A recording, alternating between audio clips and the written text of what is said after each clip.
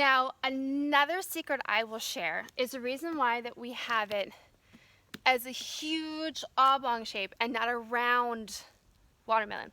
Now here, you can see this is going to have area for it to actually push into. We found out the hard way one time that if it's circular one, there's not a whole bunch of area it's pushing into, because a circle, it's kind of spreading it all out in that circle area. So it's not exactly a whole lot for it to squeeze.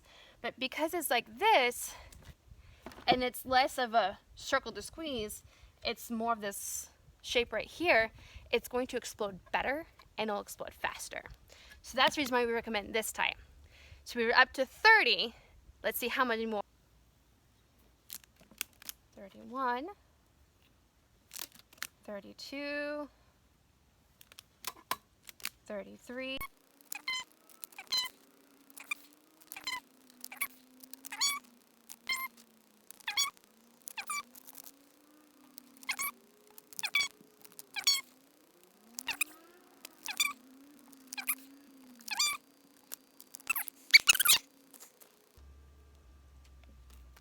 49, 50. Whew, we're up to 50 now.